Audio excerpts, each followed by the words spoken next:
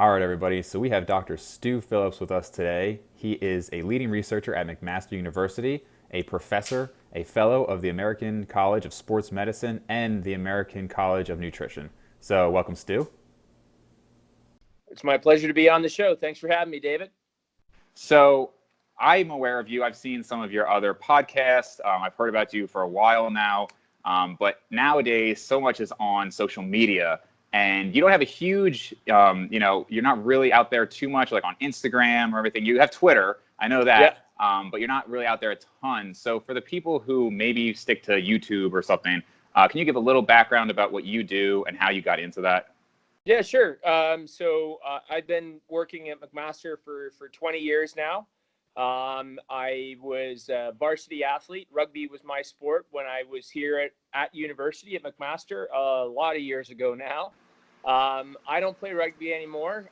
More of what I do to stay fit and stay in shape is just to be as healthy as I can and age successfully. You mentioned your age earlier in the show, and I can tell you that I'm double you. So I won't say what that is, but let's just say is that I hope that 50 is the new 30. Right. So I mean, you've got a ton of experience. You've been doing this for a long time. Something that I think is interesting is we still have a lot of misconceptions out there, and I think part of it is how people look to, somebody with a good body over the actual researchers. And a lot of times, the most prevalent researchers aren't the people who are out there because they're busy doing the research. So one misconception, actually, I wanted to ask, I've heard you in podcasts probably years ago talk about you were doing this meta-analysis on protein and kidney damage. And I think most people understand now that, protein really isn't damaging to the kidneys. I mean, if you have kidney disease, that's maybe a different conversation, but for the average person, it's fine. Has that meta-analysis come out? I am not familiar. Yeah, it was published last year. A former postdoctoral fellow of mine, Michaela DeVries, just mentioned, give her a shout out. She did the work on that really and pushed it forward. It was interesting when we published that, the hypothesis that backs a lot of the talk around protein being positive in kidney disease. I actually got an email from the lead protagonist. So it's a fellow named Brenner, if you go all the way back, and saying, you know what, I saw this meta-analysis, I see you're trying to debunk my theory. And I said, well, that's the science. I it's evidence-based, and there's no link between the two. So if you can find something or show me, a mechanism that links the two, then I'd be more than happy to change the conclusion of the meta-analysis. But the fact is, there's no evidence out there. Gotcha. So pretty much it just concluded what we had been thinking along, that there's no issue at this point if you're otherwise healthy. Correct. Gotcha. And now, another misconception that was really popular years ago was the amount of protein needed. And that still seems to be, in certain circles, I think it's less now, but back in 2005 or so when I was getting into this, it was like 2 grams per pound. If you were a serious bodybuilder, 2 grams per pound. I still see that to some degree. And it was honestly a very big relief to me when I took the jump to try bringing it down to 1 gram per pound and found that there was no difference in results. It was completely fine as far as gaining muscle. So why do you think, given all the research you've done, given some of the other research that's out there, that there's still these misconceptions when I feel like for a decade now, it's been shown, not just with that, but other protein misconceptions that are still out there? Yeah, and again, I mean, to come back to a grad student of mine, PhD student named Rob Morton, we published a meta-analysis in the British Journal of Sports Medicine last year. So again, this is evidence-based and looked at the doses of protein and the effect that they had on people's gains in muscle mass, and really concluded that above about 1.6 grams per kilo, up to 2.2 grams per kilo, which if you divide it out, the math gets really easy because it's 1 gram per pound. You're not going to see any further increases in gains in muscle mass and in muscle strength. So, based on that, and that was 1,800 individuals that were included in that meta-analysis. So that's more than you could ever hope to have in a single study, for example. Sure. So it's really the only way to answer the question. I think the hard part is that there are a lot of people out there who are eating more protein, and a lot of these guys and women are bigger, stronger people, and they say, this is what I do, therefore it's a reason for it. And that the hard part there is saying, you either are that big, that strong, either because of the protein or in spite of the protein. And I'm not going to say to people, you can't eat more, you can't digest more, because the answer is you can. My point is that it just doesn't go to building muscle. So it's still a choice as to how much protein you take in. And I have conversations with people on social media about, well, I take in this, and my answer is power to you, just so that you realize beyond this level, you really can't get any more benefit out of it. You want to eat more, go right ahead, but I don't think that it's getting you any benefit in terms of muscle. Sure. And I've even heard people say, well, maybe that applies to naturals, but people who use steroids, they're going to need even more protein. But really, it's kind of the opposite, I mean, steroids are going to increase protein synthesis and, decrease the protein breakdown. So I could see one thing being, obviously, these people are larger, like you said, just inherently by eating more calories, they are going to generally eat more protein. So maybe they're just making the correlation there. But it does surprise me, Yeah. So something that I have an interest in, so I've actually done intermittent fasting for a while, and I don't think there's anything special about it in terms of results. I'm definitely not somebody who thinks it's this like magical benefit. The reason that I do it is just because it's convenient, and I personally never noticed any detriment from it. Again, it was one of those things where for years I was always eating 6 or 7 meals a day, probably for the first 7 years of my lifting career, and I decided to try it. And I would, I've told this story before, but I would freak out if I was like 2 hours without protein and we were driving. It was like I needed to stop somewhere. So once I tried it, it was just this huge burden that was lifted off of me that like, okay, I can actually just not eat for a little while and it's okay. Yeah. And that first year I did it, I gained just as much muscle as the previous year. Now, in theory, the reason I'm bringing this up is because in theory, it seems that if you go 16 hours without eating protein, it should be negative, right? There should be a negative effect. I just personally didn't notice that at all. And everybody I know who's actually tried it has said the same thing, that they were able to make the same progress. So I'm wondering if you have any speculation on that, if you think maybe that's not true and we just didn't notice the detriment, or if it is true, why is that true? Yeah, so I think that there's sort of a disjoint between a lot of the acute measurements that we make in terms of things like protein synthesis and protein breakdown. So, clearly if synthesis is higher than breakdown, it's a net gain in muscle, and if the reverse is true, it's a net loss. And I don't think that those findings are necessarily untrue. It's just for people to understand the magnitude of change that would happen if those processes are reversed, for example. So I'm very confident in saying that if somebody doesn't eat for 16 hours, for example, that the rate of breakdown would be greater than synthesis. So that's a net negative balance. And a lot of people go, oh, see, you're losing muscle. And I think that's true. What I point out is the magnitude of that difference, and if you multiply it out by the muscles in your body, it's really in the neighborhood of grams of muscle that we're talking about. So it's a very small amount, and it's nothing that you can see on a scale, for example. So you would need some very, very fancy methodology to detect that difference. So I think that the magnitude of difference is small. The other thing that we've noticed, even in folks who are on a very, and I mean very deep energy deficit. So let's say in one paper that a former grad student of mine, Tom Longland, did, these guys were on 40% energy deficit for 4 weeks. Wow. And even in that study, at a relatively low protein intake of 1.2 grams, these guys were doing a lot of lifting, and they were able to maintain their muscle. So I think that you get a relative stimulation and synthesis that's quite long-lasting with performing resistance exercise. That really means the magnitude of that difference, because synthesis gets even higher, is really small. So now we're talking about, grams and, really small quantities. So when people say, oh, I take BCA supplements when I'm intermittent fasting, and I always say, well, then you're not fasting. Right. Whatever.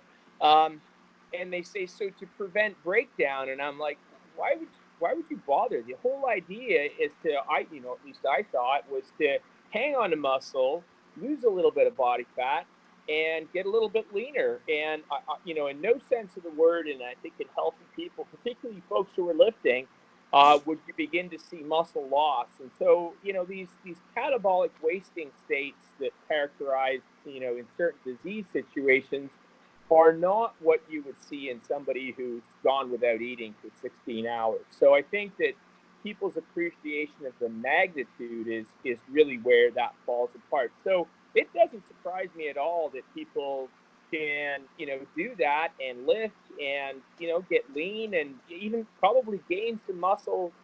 That wouldn't shock me at all. So, and I think the more, the intermittent fasting literature kind of catches up with what people are seeing, you're going to see that it doesn't really have a tremendous impact on muscle mass. Sure. That study you just mentioned where they were in 40% deficit, so they maintained all of their muscle pretty much? Yeah, in fact, the 1.2 gram per kilo group, so, a little bit less than about half a gram per pound, were able to maintain their muscle. A group that were on a higher protein intake, so about 2.4, so just over 1 gram per pound, were actually able to gain a little bit of muscle. Now, everybody got stronger and fitter and everything else like that. And a lot of people say, oh, it's new gains. These guys. I was going to ask if they were new to training. And they weren't actually. I mean, they were experienced lifters, and admittedly, most of them were football players, kind of just ramping up again with their training. So, there might be a bit of muscle memory involved there. But I think at the same time, we had other types of athletes who, were pretty trained. And if you look at the strength values in those guys, they're pretty strong. So I don't think that it's really a phenomenon that's a new athlete. It's really a generalizable phenomenon to athletes in terms of lifting promotes from a net negative to a far less net negative state if you're not eating, and then the opposite is true as you start to eat, of course. Sure. There was another, I guess, discrepancy between real world versus, I don't want to say discrepancy between real world and the literature, but maybe the interpretation of the literature, which is when people talk about, at least for a while, I haven't heard it as much recently, but people say, p-values are better when you're lean, and that you can gain muscle better when you're leaner. For me personally, as somebody who naturally was kind of fat as a kid and sits comfortably around 15% body fat, I've never found that to be the case. I always found that and maybe they mean people who are naturally leaner. I have seen something like if you diet down, it doesn't apply as much. But for me, my best progress by far was when I let body fat creep up and I got probably close to like 20% body fat, and I had an extended period of time where I was gaining. And I've never really been somebody who, when I dieted down, it's like, oh, I'm gaining all this muscle. If anything, I just gain more fat then. Yeah. And this seems to be the case with a lot of people I've seen, people I've trained. I'm not sure you're aware of the literature I'm talking about, but so why do we see that discrepancy? At least I've seen it, and I think a lot of people have made similar comments. Yeah, I can't say where that concept comes from, to be honest with you. If you talk to, I think, people who work particularly in team sports and monitor instead of just one athlete at a time, and I think this is the hard part for maybe some people who either don't have a very good way of measuring their muscle mass or their body composition, and so they, the mirror look is always the judge and the scales, which is, well, enough said about that. But trainers, one-on-one, and maybe you work with people who are, genetically gifted in terms of their body composition and their ability to change it. I think when you begin to, sort of wash that effect out and talk about, mere mortals and people who work with teams, they'll agree 100% with you. And I worked with a lot of good athletes, and the way for them to gain muscle was to be in a caloric surplus. And so we used to call it the seafood diet. You see it, you eat it. Mm-hmm. And they got fatter, but they put on muscle. And so we used to sort of use that approach to kind of get guys bigger going into the season. And the day that you start the season is you're maybe a little bit overweight, but throughout the season you kind of lean out. And it's almost protective because, during a season of, whether it's hockey or football or basketball or whatever it is, it's hard to get that in-season training to kind of hang on to the lean. So most guys lose lean mass. Not everybody does, but so it's not bad to have a little bit of extra body fat. As to explaining why you would gain more muscle when you're leaner, I can't really come up with a good reason for that, to be honest with you. Yeah, I know some people speculate because you have greater insulin sensitivity, so you're going to have more muscle. I understand their reasoning. I just don't think it's necessarily true. I think maybe there's some face validity to it, but I don't think it actually plays out that way.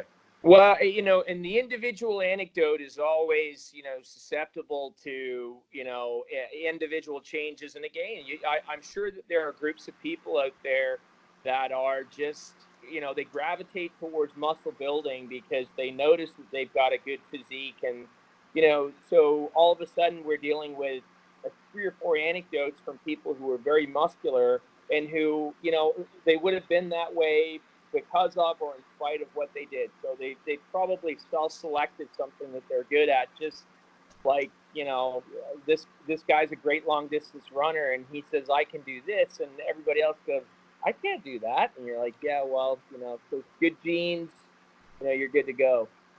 Yeah, I think that's the eternal struggle of having average genetics, is just dealing with nonsense advice from people with amazing genetics. I always say, my physiology is completely mediocre. So I represent the average person out there. Right. I guess I probably should have mentioned this when we were talking about the kidney damage, but another thing I hear people worry about with protein is they say, well, higher amounts of protein stimulate mTOR, more mTOR could potentially cause cancer. Can you explain what we see there and why somebody should or shouldn't be worried about that? Yeah, so this is a relatively new one on the block. By comparison to protein causes your bones to dissolve and your kidneys to fail. I think the answer has to be measured here because it's important to point out that in a number of mammalian species, which are obviously model animals that have been used to say this is what would happen in humans, you do see adverse effects of higher protein. Now, I think the important contextual piece to understand when we're talking about people is to say that we have a pretty good understanding of how much protein it is that people, quote unquote, require. I'm not so sure that understanding is as well developed as it is for a mouse or a rat. And so it's hard to place the findings of low versus high versus sort of moderate protein feedings in those small species for which we don't have an understanding of what requirements are. I think the other point is to make is that a lot of the mTOR stimulation literature and the examples that are out there in the animal world come from either knockout or knock-in models, which are extraordinarily powerful tools to study the phenomenon. But even from an observational standpoint in humans, the data on this is actually a little bit thin, and so I think it's important for people to understand that observational is just looking at the incidence of cancer in people who have higher versus lower protein intakes. And there's only one paper I can think of that's made an issue of that, and there's a lot of sort of fundamental flaws. So I think at this point, my answer is still that, as a theory, it's interesting. I think that there's good mammalian support, maybe, for a mechanism in other species. How you translate that then to humans is really, that's a tough one. And even observationally, there's not as much data as most people would like to think. So I think the jury is still out on that one. I think one of the sort of, if you like, great equalizers in a lot of this literature is probably to say that if you're physically active, it's the forgiver of a lot of sins. Even if you're a smoker, your risk for cancer, for example, if you're physically active, is cut, almost by a third. So if it can do something for smoking, then I can't believe that it wouldn't do something similar if you're consuming high amounts of protein. And that may not apply if you're going up into the really high spectrum, but we've got people out there on carnivore diets now, and so they would be the ones that I would think would be really pushing the envelope in terms of Sure. what they might expect later in life. But it'll take a generation of people on higher protein to grow up, if you like, with that habit to see what happens, to be honest. Sure. Yeah. And you also have to consider, I mean, the calories have to come from somewhere, so you can kind of vilify any macronutrient, but you got to pick your poison in a sense. If you need a certain amount of calories to maintain, and that's what you need. And, too high carbs or too high fat or too high protein, I mean, you got to get something in. So. Right. Well, I think, and not to criticize, observational data as not being supportive, but a lot of people have said, well, we don't have the RCT on smoking to prove that smoking causes cancer. My point still is that the observational data on smoking and cancer is folds different, and I don't see a particular macronutrient ever being in that realm. Most risk ratios for even small micronutrients or their lack in a diet are on the range of sort of 1.3 to 1.4, and the one paper that's out there, is fourfold different, and I can't believe that's a real effect. In fact, we're actually in the middle of a different form of analysis to look at that and see whether there's something there. So that study is showing a fourfold increase of cancer for higher protein risk intakes. Of cancer, and it's in a low, like a very low protein group versus a moderate or high protein group. So it's actually a protein restricted group, and it's work done by a fellow named Morgan Levine, and the co-author on the paper is Walter Longo, who a lot of people I think know as a protein restriction advisor, and that's what his research deals in. How are they defining high in that study? Well, that's the hard part. They basically define a low group, which is actually less protein than the RDA, and then they have a great big group, which is the sort of what they call moderate, and then the other sort of half of that group is the high protein group. So the cutoffs, I think, are fairly arbitrarily defined, and not the usual way of doing things, which is to divide the data into quartiles or quintiles or something and look at the highest versus the lowest. So it's a linear trend when you use this very small, very low protein, or i.e. protein restricted group, which is a method that, a few of us wrote a letter to the editor over and said that that's not a standard approach. So stay tuned. Maybe a year from now, I could give you a different answer. Cool. Yeah, that's one of those ones where I feel like even if it was found to be legit, like, are we going to drop our protein to 50 grams? Like, I just don't see that many people in this realm doing it, maybe. But yeah, and there's a lot of people who talk about, effects of, methionine restriction, which is another paradigm that, really is a euphemism for protein restriction, because methionine is the initiator amino acid. So when they say, you know what, maybe this is part of the mechanism behind why plant protein, which tends to be lower in methionine and sulfur-based amino acids, why that's not as damaging in terms of a cancer perspective. So, there are some sort of logical arguments that you can draw. And again, all I point out is let's look for some good data to back that up and show me that it works, and I'm more than willing to change my stance on that. Right. So I know you're not a huge supplement guy in terms of thinking that they're very effective, or that many of them are super effective for muscle growth. I know obviously you've done plenty of work on them. Creatine is one you've talked about. One that hasn't really worked for me, but obviously there's a huge body of literature behind it. Another thing I've heard you talk about is omega-3s having some research behind them for enhancing protein synthesis. I don't know if any more research has come out on that since I heard you talk about it maybe a year or so ago. But can you kind of explain a little bit about that and if we have a mechanism for it? Yeah, so my as you said, my kind of takeaway with most supplements is that if this is the pyramid and the base is where you got to have some good genes, you got to train, you got to get your meals. Is that the supplements are really at the top half or the top pinnacle of the pyramid. I think they add small incremental amounts, and they're not maybe as much as people would like for you to believe. Creatine definitely fits in there, no question. The omega-3 fatty acids, really interesting supplements. I think for years we looked at those for cardiovascular health. Now we're looking at it for muscle.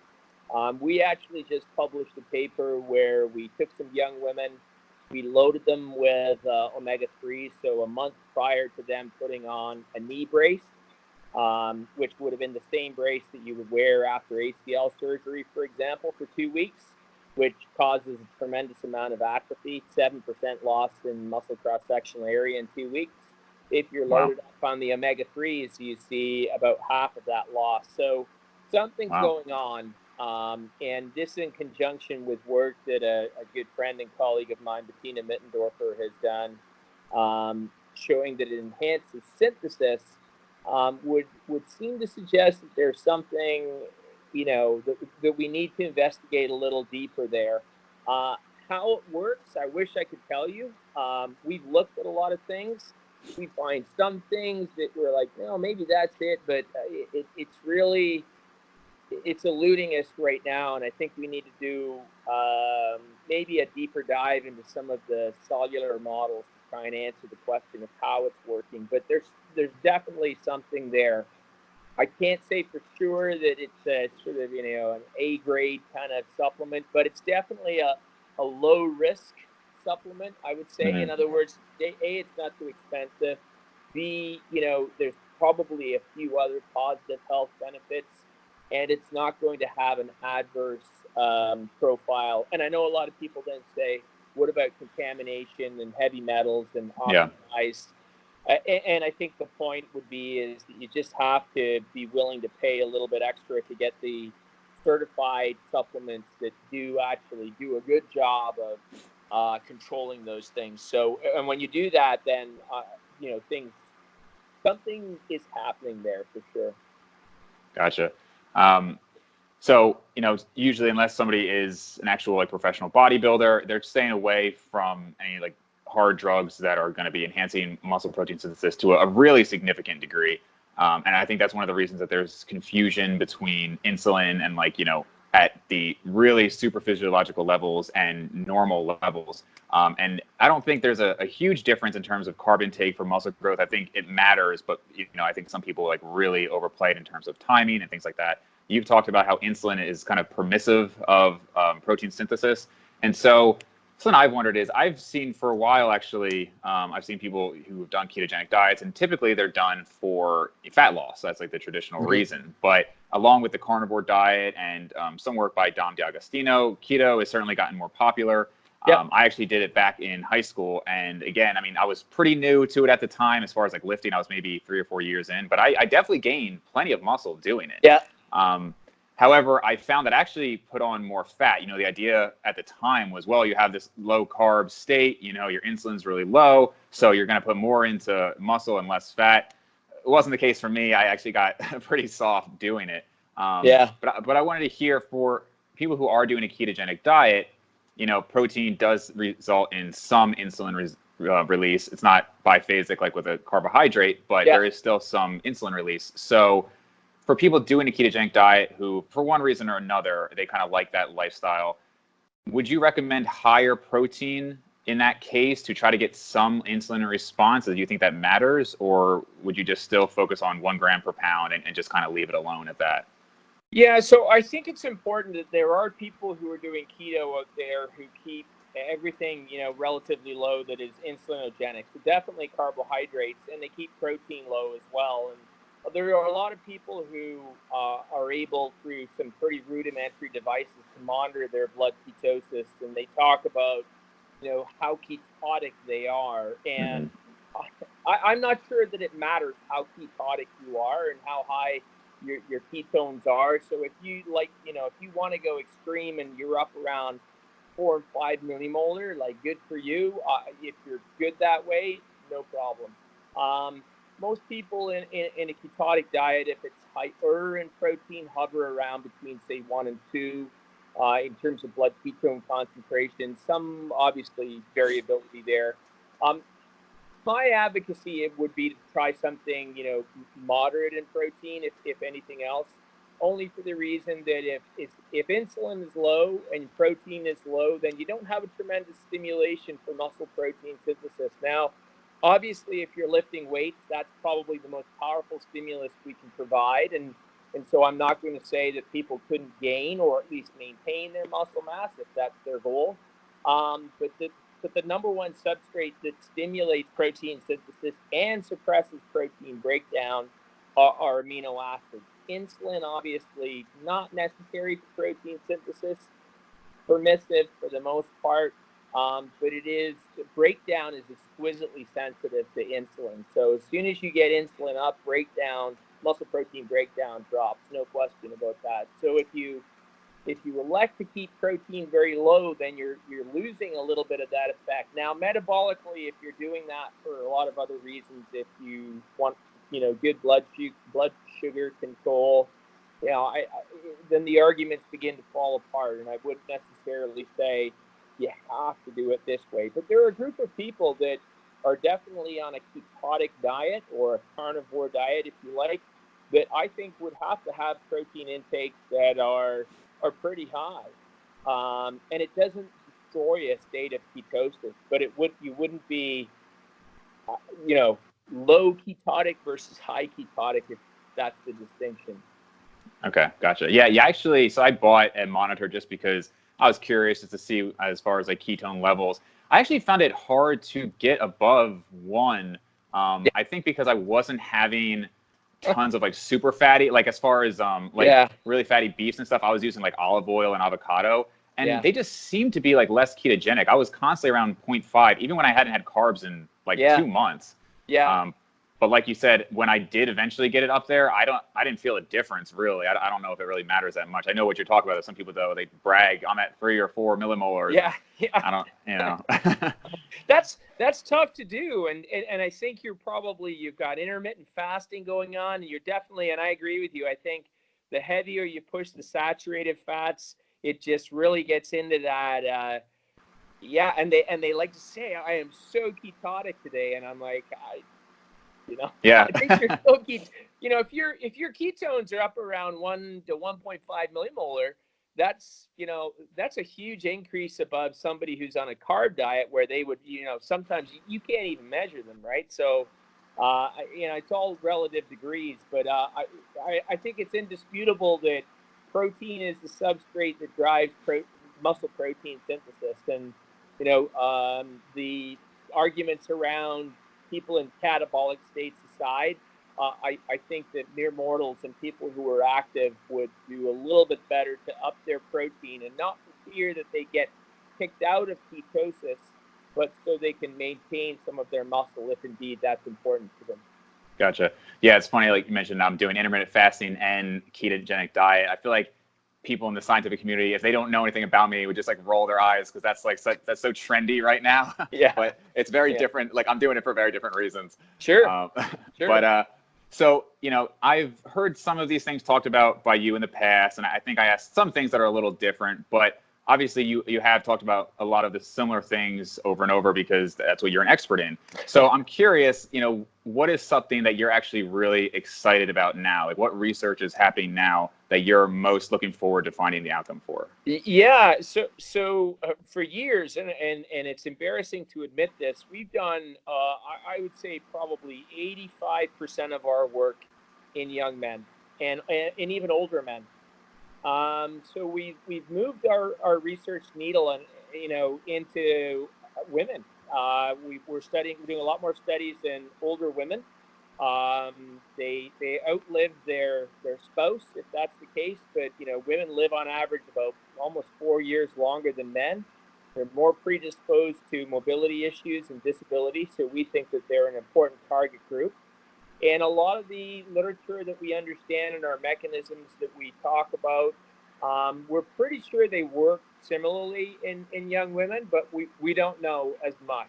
And so I think that that's going to be an area that we're hopefully going to try and tackle and get a little bit deeper into. So, the other 50% of the population, if you will. Yeah. And at the same time, I think it's really important that we get a better understanding of some of these omega-3 mechanisms.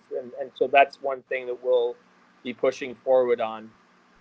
Very cool. Yeah, it does seem like in the last maybe just like year or two, I've heard more people talk about specifically research in women. Greg Nuckols is doing, I think, his master's thesis right now, or he's finishing up now.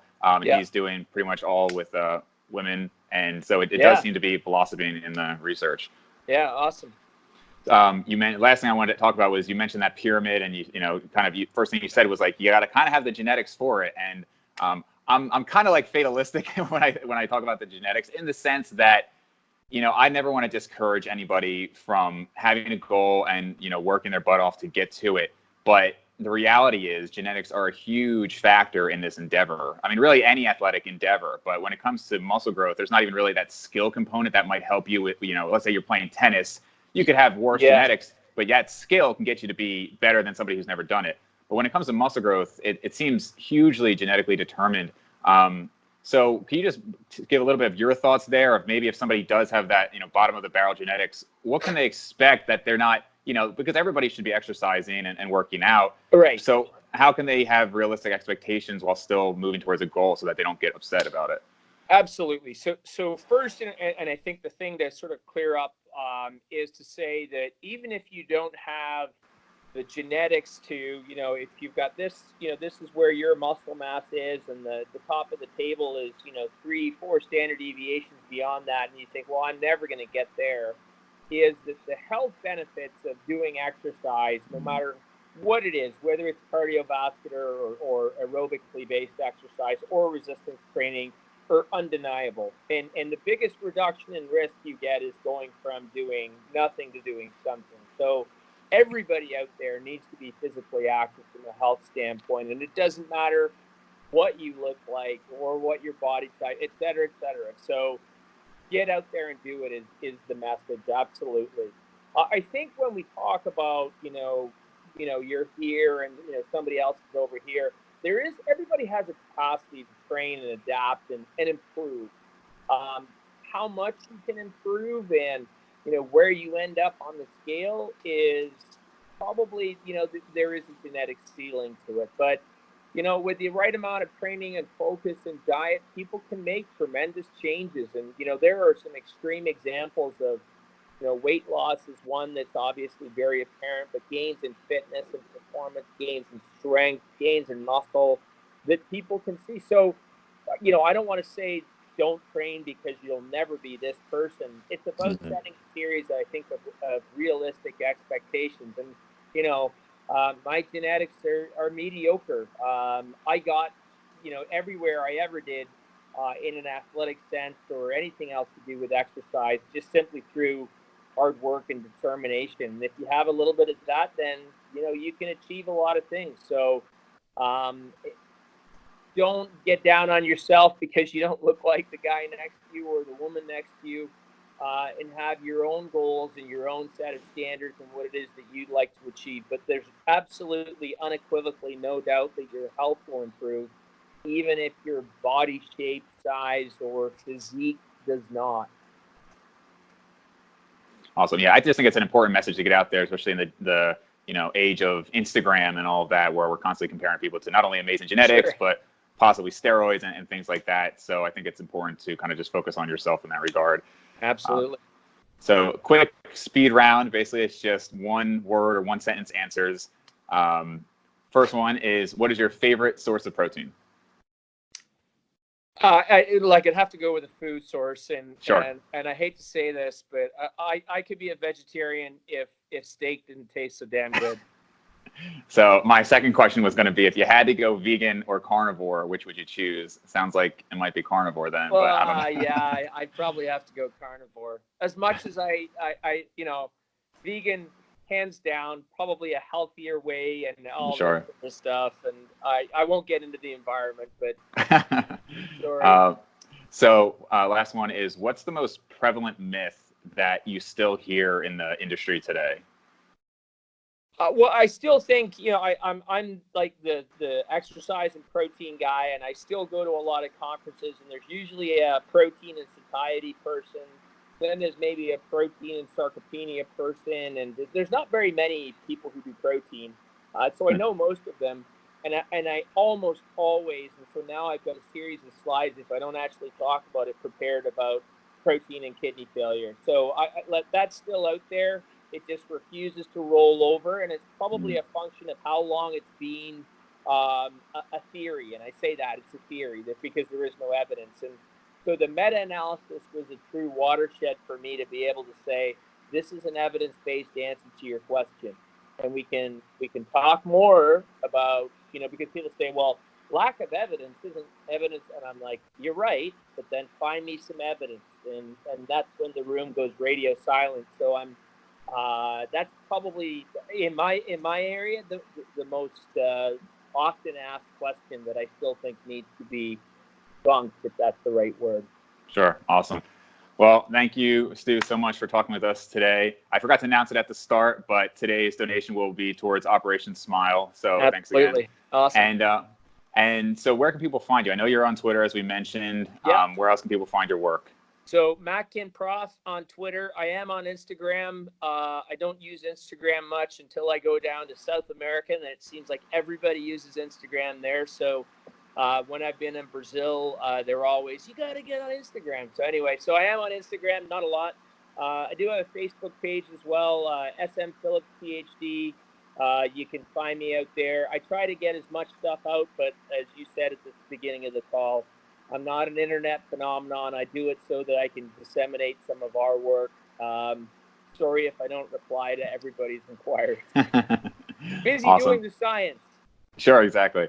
Well, thanks so much for talking, man. Absolutely, Dave. My pleasure.